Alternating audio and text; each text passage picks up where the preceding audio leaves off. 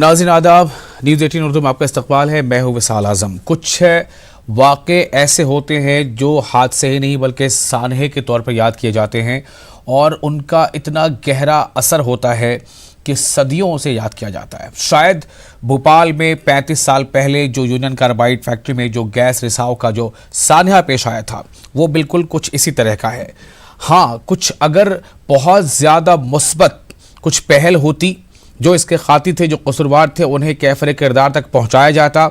जो लोग बेगुनाही में इसके शिकार हुए, अगर उन्हें या उनके मुतासरीन को, उनके अहले खाना को भरपूर मुआवजा मिलता, उनकी केयर टेकिंग होती, तो शायद ये दाग कुछ हल्के होते, लेकिन ऐसा हुआ नहीं है। तो भोपाल में सफ़र 35 साल का कैसा रहा, आज इस पर हम खुसूसी बातचीत करेंगे।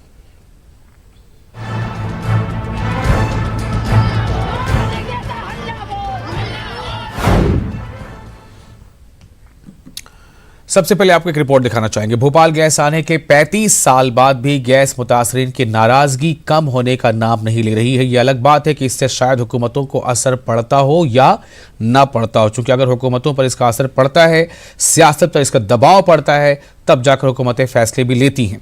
हुकूमतों की वादा खिलाफी से नाराज गैस मुतासरीन ने अपने मुतालबात को लेकर एक नए अज़्म के साथ जहां सुप्रीम कोर्ट जाने का फैसला किया है, वही हुकूमतों से गैस मुतासरीन के हकूक़ के लिए स्पेशल कोर्ट कायम करने की भी मांग की है।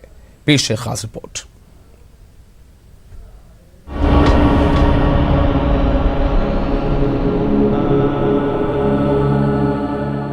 2 और 3 दिसंबर की दरमियानी रात को भोपाल यूनियन कार्बाइड कारखाने से निकलने वाली MIC गैस को आप और हम जरूर भूल चुके हैं।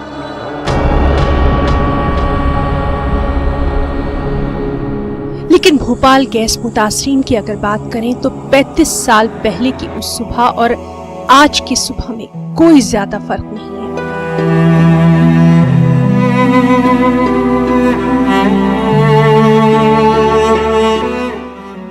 बदला है तो इन बरसों में सिर्फ हुकूमतों का चेहरा और उनका वादा। गैस हादसे को 35 साल बीत चुके हैं, लेकिन अब तक दुनिया के सबसे बड़े सनती हादसे में किसी को एक दिन की भी सजा नहीं मिली है। हुकूमतों के रवैये से नाराज गैस मुतासरीन ने अब इस मामले को लेकर स्पेशल कोर्ट का मुतालबा शुरू कर दिया है, ताकि इतने बड़े हादसे के जिम्मेदारान को कैफरे किरदार तक पहुंचाया जा सके।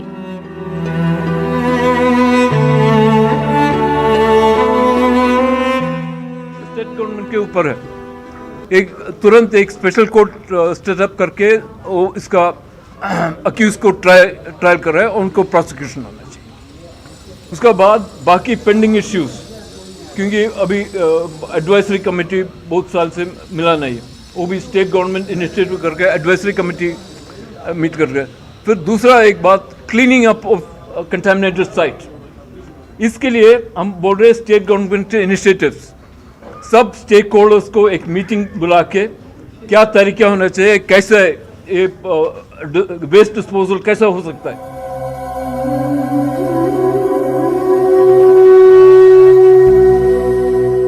2 और 3 दिसंबर की दरमियानी रात को भोपाल यूनियन कार्बाइड कारखाने से जहरीली MIC गैस निकली थी। लोग सो रहे थे और ये नहीं जानते थे कि इस रात की सुबह होगी भी या नहीं। जो सोए हुए थे वो सोते ही रह गए और जो जाग रहे थे उनकी आंखें अपनों को याद करके आज खुश्क भी हो चुकी हैं।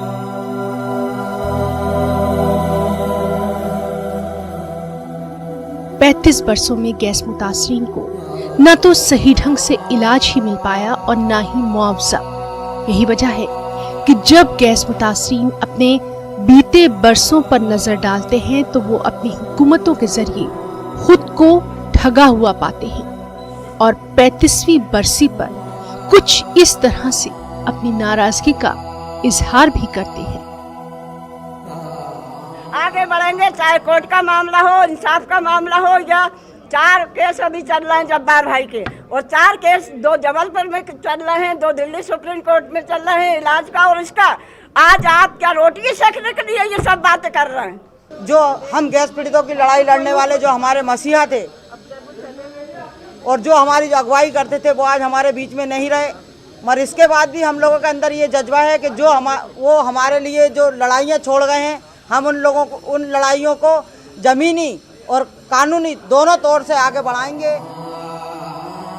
2 और 3 दिसंबर 1984 की दरमियानी रात को जब वो मनहूस गैस सानिहा पेश आया, उस वक्त वज़ीर-ए-आज़म राजीव गांधी ने अदालत के बाहर यूनियन कार्बाइड से 3000 अमवात और 1,02,000 जख्मियों का मुआवजा लिया था।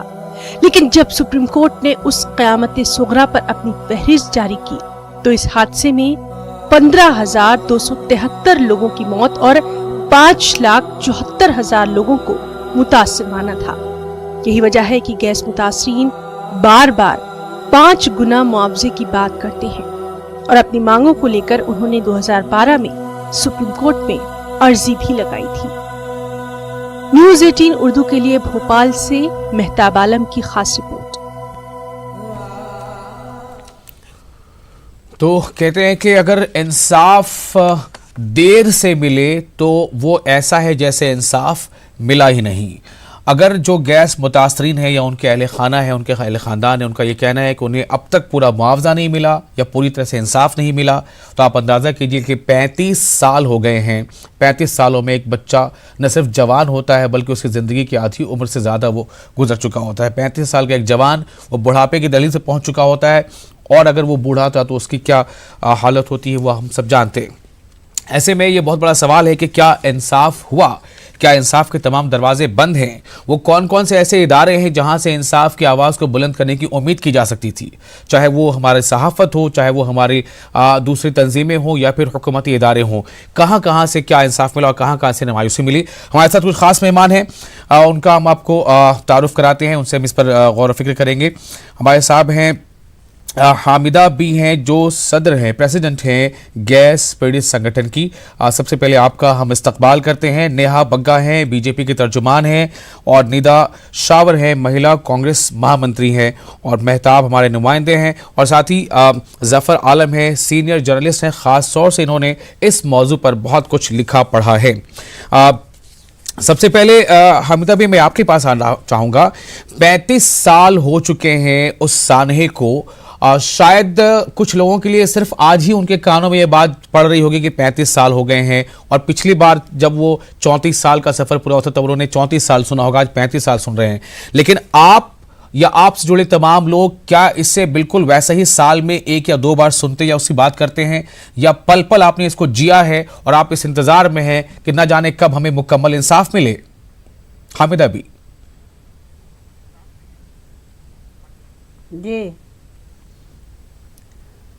जी, मैं ये जानती हूँ कि मेरी भी उम्र 29 साल की भी नहीं थी जी। मेरे 8 बच्चे थे और सब में छोटा बेटा मेरा जो था 9 महीने का था जी। 2 दिसंबर की रात जो गैस रिसीव हुई, जिससे मैं अपने परिवार के लिए कभी मैंने बात ही नहीं की। आज तक जो मैंने देखा, जो मेरे ऊपर गुजरी, वो मंजर देखा, जो लाशों का अंबार लगा हुआ था हमीदिया हॉस्पिटल के अंदर या रोडों के ऊपर, मैं भी अपनी बच्ची को ढूंढ रही थी। एक बच्ची की मैं शादी कर चुकी थी, वो कबीरपुरे में 3रे महल्ले में ब्याह के गई थी। जब मैंने ये देखा कि जो 12 बजे रात को गैस रिसीव हुई और तमाम मकानों में ताले डालकर महल्ला खाली हो गया सबका, और वो सब भागे। भागने में कोई रोड पे लाशें पड़ी हुई, कुछ तालाब के किनारे पे लाशें पड़ी हुई, कुछ हमीदिया में लाशों का अंबार लगा हुआ था, जिसके मुंह पे पट्टी, सर पे पट्टी, सीने पे पट्टी, और लाशें फूली हुई थी।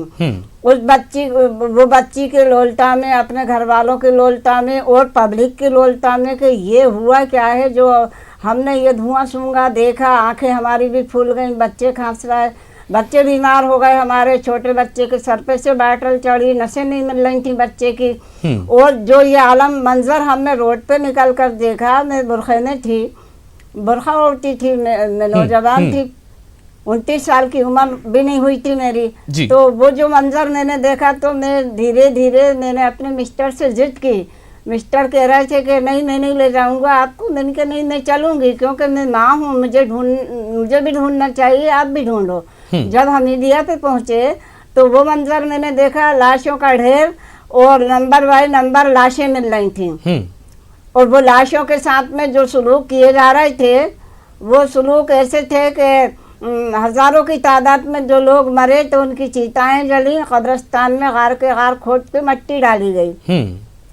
तिलेन ने ऊपर से दवाएं छिड़की और सरकारी कर्मचारियों को ये आर्डर हुआ कि गाड़ियों के अंदर इन्हें, रोडवेज की गाड़ी इनको ढोएं और इनको जहाँ भी समझ में आए वहाँ ले जाया जाए। ठीक है। उसके बाद में जब मैंने वहाँ देखा तो सबने पहले मुर्दे खाने में मैंने देखा तो मुर्दे खाने के अंदर लाशों का अंबार था, ऐसा फेंका जा रहा था जैसे कोई गोदाम में से अपने बोरे फेंके जाते हैं जी।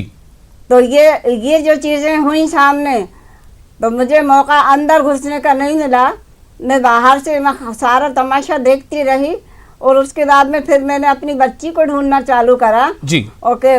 तो मुझे वो एहसास हो रही है कि मैं अपनी बच्ची को क्या ढूंढ रही हूँ, यहाँ तो अंबार लगा हुआ लाशों का, मगर फिर भी दिल तो रो रहा था, तकलीफ भी थी अपन को भी। अब वो उसमें जो अपन ने ढूंढते ढूंढते गए, बच्ची नहीं मिली। और हमीदिया हॉस्पिटल के अंदर जो पहले बरामदे थे उसमें लाशें मिली। हमीदिया हॉस्पिटल के अंदर ताले लटके हुए थे और वो लाशों के सराहने ब्रेड और दूध फल ये रखे हुए थे, उसमें भी मुझे बच्ची नहीं मिली। अब जब मैंने कहा बाहर निकले तो वो लाशें जो छोटी छोटी पार्किंग के जो टुकड़े थे उसमें नंबर बाई नंबर मिल रहे थे। लाशें ऐसा लग रहा था जैसे कि ढेर लगा हुआ है और फूल गई लाशें। कपड़े जो पहने थे वो तन के फट गए लाशों के। अब नंबर बाय नंबर मिले, लाशें देखी, उसके बाद में फिर ढूंढना चालू करा तो एक सिस्टरों के क्वार्टर नीचे जहाँ कमला नेहरू बना है वहाँ सिस्टरों के क्वार्टर थे। हमने कि ढलाव पे से अपन उतने देखे, शायद हो सकता है इधर कहीं हो। तो अब आंखें तो सूज रही थी, सूजन थी आंखों पे और तकलीफ भी हो रही थी जी। हामिद अभी जाहिर सी बात है एक एक लम्हा बहुत तकलीफदेह गुजरा होगा। मुझे लगता है कि अगर मैं आपसे इत्मीनान से ये तमाम बातें सुनूं, अपने नाज़रीन को सुनाऊं तो शायद घंटों इसके लिए दरकार होंगे।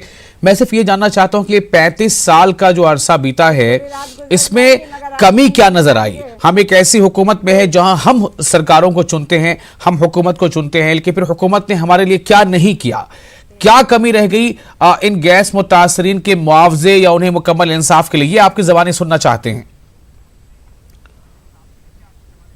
ऐसा है, ये जुबानी मेरा जो आप सुनना चाहते हैं ऐसा है ये कि सरकारें आई बदली, मगर जो मिला भोपाल गैस पीड़ित महिला उद्योग संगठन को मुकदमे के जरिए मिला जी। चाहे 200 रुपए जो मिले तो बीपी सिंह जब सरकार थी कांग्रेस की थी तो हमारा मुकदमा हम भोपाल से जीते, हाईकोर्ट जबलपुर से जीते। उसके बाद में वो मुकदमा हमें दिल्ली में पहुंचाना पड़ा कि राज्य सरकार केंद्र सरकार दोनों सरकारें अपील कर चुकी थी। तो हमने दोनों सरकारों की जब अपील देखी तो हमने भी वहाँ लगाया केस। हमारे भाई ने लगाया, जनाब सैयद अब्दुल जब्बार खान मरहूम। तो जब वहाँ केस हमारा गया तो यानी हम लोग हार गए और यूनियन कार्बाइड के हत्यारे जो थे जिन्होंने ये पूरा नज़ारा जो आपने देखा, आपने आप खुद बयान किया, ये वो नज़ारा वो यूनियन कार्बाइड के जो वारन एंडरसन थे जिनकी ये कंपनी थी जिससे ये ऐसा जहरीला धुआं निकला, उस हज़ारों लोग मारे गए। अब जब बीपी सिंह सरकार ने ये देखा कि इन्होंने दोबारा ताकत के साथ में ये मुकदमे को इसी कोर्ट में दाखिल करा है, ना कि ये इंग्लैंड गए। अब जब ये बात उनको पता चली कि इतनी हमारी 35-40 जो बहनें अभी मैं आपके पास आऊंगा फिर से। मैं थोड़ा सा इस बारे में और जानकारी लेना चाहूंगा। हमारे साथ जो एक सीनियर सहाफी हैं जफर आलम साहब, उनसे मैं फिर आपके पास लौटता हूं। जफर साहब, मैं आपके पास ये सवाल लेकर आ रहा हूं। ये 35 साल एक एक दिन करके साल होते चले गए और ऐसे करते करते 35 साल गुजर गए। आपने लगातार इस पर काम किया है, इस मौजू पर आपने लिखा है। मैं आपसे जानना चाहता हूं कि इस खास मौजू को आपने क्या महसूस किया? हुकूमतें कितनी तवज्जो दे रही हैं? ठीक है, ये मामला अदालत में चला गया था, बट उसके बावजूद कितना इंसाफ मिल पाया लोगों को, और जितना मिल पाना था या अभी कितना कुछ बाकी रह गया? जफर साहब। मैं 20-21 साल का था और मैंने भी वो सब भोगा है। मैंने पूरा गैस का जो रिसाव था महसूस करा, बेहतर सब अपने ऊपर बीती, सब करा। उसके बाद मैंने अपने ढंग से पत्रकारिता के ढंग से लिखने की कोशिश करी, मगर इसका सबसे दुखद पहलू यह है कि अगर किसी दुनिया के किसी और मुल्क में इतना बड़ा कोई हादसा या सान्या हुआ होता तो उस मुल्क की सरकारें कम से कम उस शहर के लिए मेडिकल फैसिलिटीज ऐसी फराहम कराती कि यहाँ पे सब कुछ आसानी से और मुफ्त में मिलता। मगर यहाँ पे एक आज अस्पताल बना के, वो भी आधे अधूरे टाइप के अस्पताल बना के सरकारों ने अपने आप को उससे बरी जिम्मा कर लिया। और सरकारें जो गैस विक्टिम्स थे उनको उनके हाल पे छोड़ के सरकारों में जो भी लोग आते रहे, चाहे यहाँ पे 15-15 साल, 35 साल में 15 साल 17 साल भारतीय जनता पार्टी की सरकार रही है और 15-16 साल कांग्रेस की सरकार रही है। दोनों सरकारों ने, चाहे और फिर मध्य प्रदेश की सरकारें और केंद्र की सरकार हो, किसी ने भी गैस विक्टिम्स के लिए कभी नहीं सोचा। अपनी जेबें भरी, अपने नेताओं ने अपनी जेबें भरी और अपने लिए अपने सोचते रहे और अपने अपना भला करते रहे। यहाँ तक के जो उसके जिम्मेदार थे वॉरेन एंडरसन, जब वो भोपाल में गैस कांड के दूसरे तीसरे दिन आए थे तो उनको सेफ पैसेज मुहैया कराया गया उस वक्त के मुख्यमंत्री अर्जुन सिंह द्वारा। अच्छा, जफर साहब, एक सवाल ये भी उठता है कि सहाफत जो लगातार ऐसे मौजूआत को उठाता रहता है, हम उसे कहते भी हैं कि डेमोक्रेसी का फोर्थ पिलर है, क्या आपको नहीं लगता कि सहाफत ने भी धीरे धीरे शायद दम तोड़ दी इस मौजू को लेकर? उसने इतनी मजबूती के साथ शायद इसे नहीं उठाया या इनके सपोर्ट में नहीं आए कि इस पर कुछ बहुत खासा हुकूमतों से मिल पाता वक्त रहते? अब तो 35 साल बीत चुके। देखिए, सहाफत ने अपना काम पूरी जिम्मेदारी के साथ करा और बहुत ताकत के साथ। इसीलिए ये जो गैस पीड़ितों की लड़ाई, जो भी संगठन लड़ रहे थे, जब्बार साहब सबसे आगे थे उनमें, और जब्बार साहब ही शुरू में लड़ने वाले थे। बाद में और लोग आते गए, दुकानें खुलती गई और कई दुकानें हो गई। सबसे पहले जो आदमी बेलोस भोपाल पीड़ितों की गैस पीड़ितों की लड़ाई लड़ने के लिए खड़ा हुआ वो अब्दुल जब्बार था। अब्दुल जब्बार, मगर उस वक्त अब्दुल जब्बार को भोपाल के लोगों ने समझा नहीं, तो बहुत सही उनको तवज्जो नहीं दी गई। और भोपाल के पत्रकारों ने जरूर उस चीज को समझा। उन्होंने उनकी जब्बार भाई की बातों को सुनते थे, समझते थे। हम लोग उनसे अक्सर मिलते थे जब्बार भाई से, और जब्बार भाई की बातों को चाहे हिंदी की पत्रकारिता हो या उर्दू की हो या इलेक्ट्रॉनिक तो बहुत बाद में आई, उस टाइम प्रिंट मीडिया का ज्यादा जोर था। ठीक है, अब तो वो हमारे बीच नहीं है, लेकिन उनकी लड़ाई जो है, उनकी डिमांड, उनकी लड़ाई आगे बढ़ा रही हैं। और नेहा बग्गा बीजेपी की तर्जुमान है, मैं आपके पास आता हूं। नेहा, आप इस पूरे मौजू पे क्या कहना चाहती हैं? मैं ये जानना चाहता हूं कि बीजेपी की एक लीडर हमारे बीच मौजूद है स्टूडियो में, ये इस गैस सानहे के बारे में क्या सोचती हैं? 35 साल बीत चुके हैं, क्या जानती हैं आप इस बारे में, और कितना कुछ हुआ और क्या बाकी रह गया?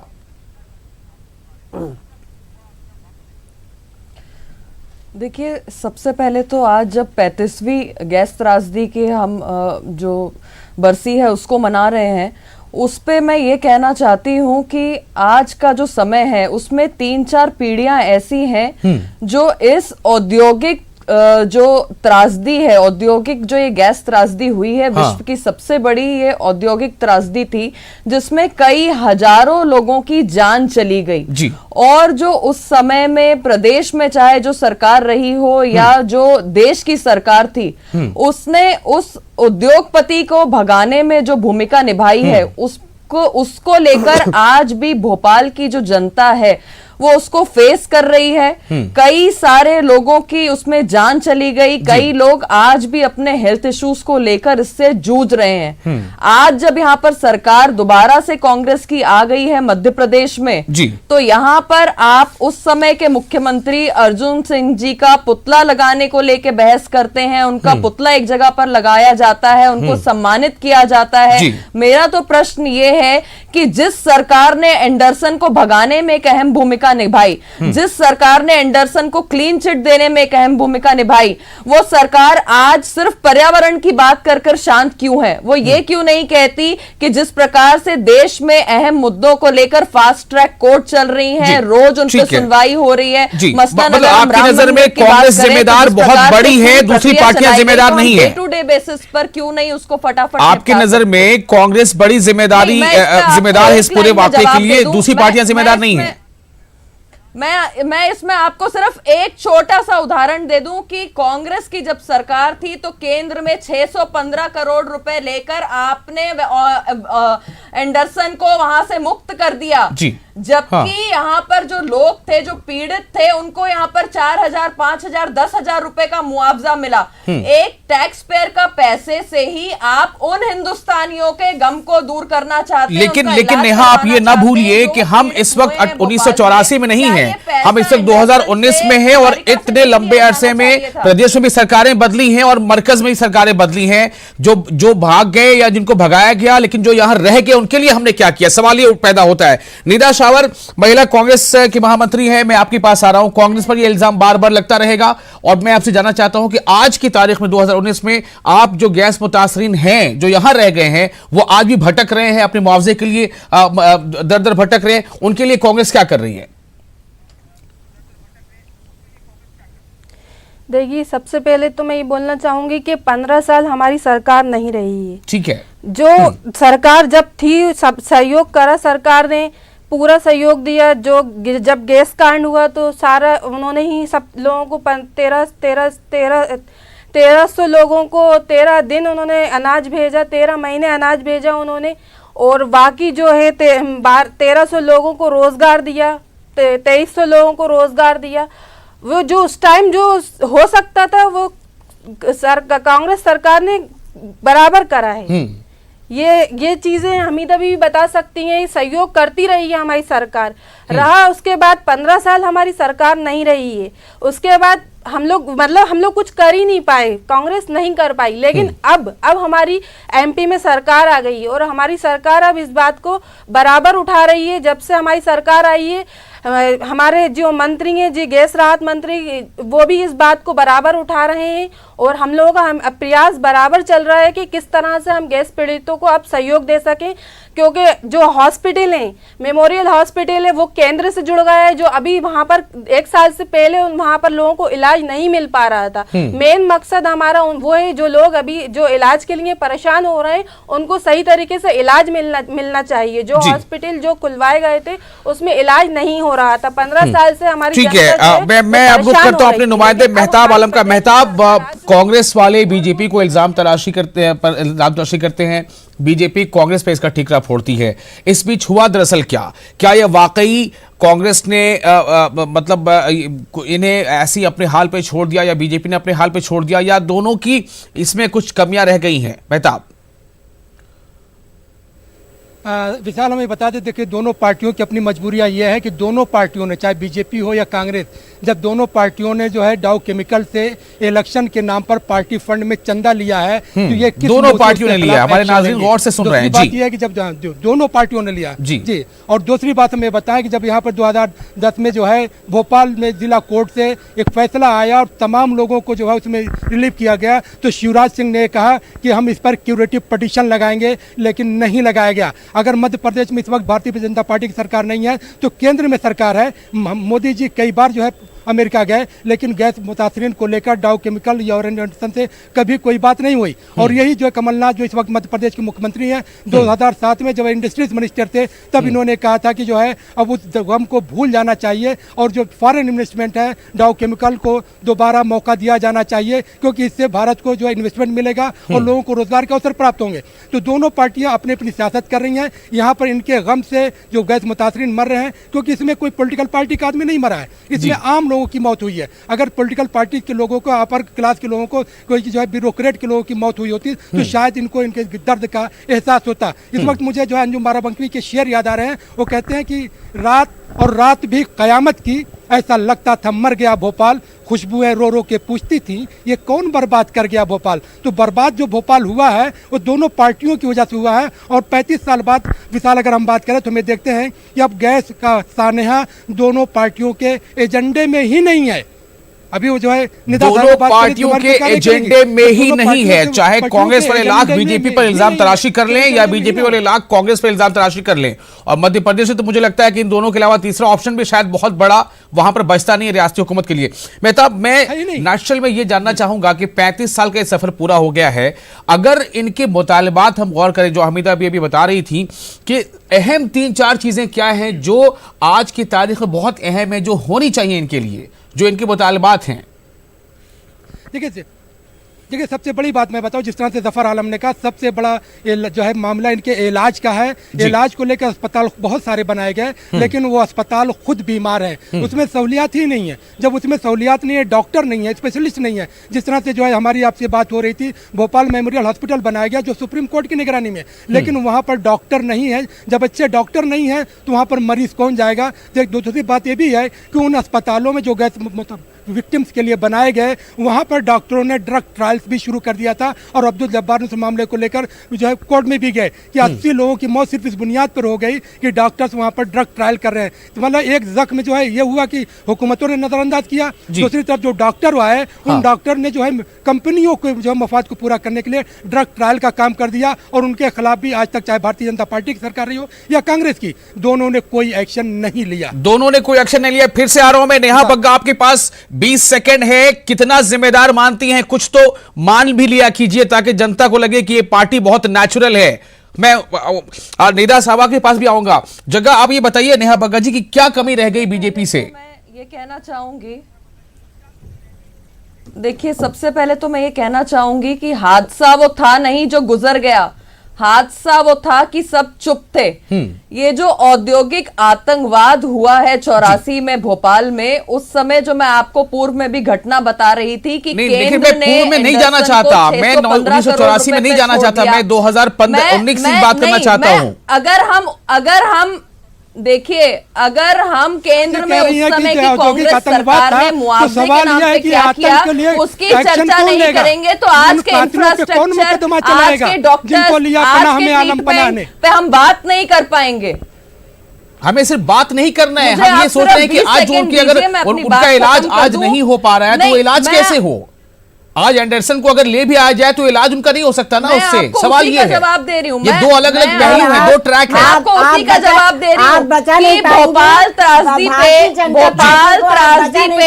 जब आज भी ओके बस मेरे पास सिर्फ 30 सेकंड है। मैं हमीदा भी को सुनना चाहता हूँ। हमीदा भी, मैं आपसे सुनना चाहता हूँ, आप क्या कहना चाहती हैं आज, आप क्या अपील करना चाहती हैं हमीदा भी? मैं आपसे ये कहना चाहती हूँ कि अगर उनकी आपको गलती नजर आ रही है तो कांग्रेस जितनी जिम्मेदार है उतनी भारतीय जनता पार्टी ने इतने साल क्या किया पीड़ितों के लिए, कहीं आप बताइए। कांग्रेस ने ये जरूर तसल्ली दी कि जब मुकदमा हमारा चल रहा था तो वीपी सिंह सरकार थी, वहां पर उन्होंने बुला के 200 रुपए गुजारा भत्ता दिया जी, और उसके बाद में वो कितने जो 13 महीने वो बेटा 13 महीने गल्ला अनाज जो भी उन्होंने दिया। चलिए बहुत बहुत शुक्रिया, बहुत बहुत शुक्रिया आप तमाम लोगों का। हमीदा भी, बात बिल्कुल साफ है, कोई पार्टी दूध की धुली नहीं है इस मामले में। खास तौर से ये एक मौका था, फिर से इस पर गुफ्तगू हुई है। उम्मीद करनी चाहिए कि हमीदा भी जो लड़ाई लड़ रही है उस लड़ाई का अच्छा खासा समर मिलेगा और हुकूमतें शायद इस पर तवज्जो देंगी। आदाब।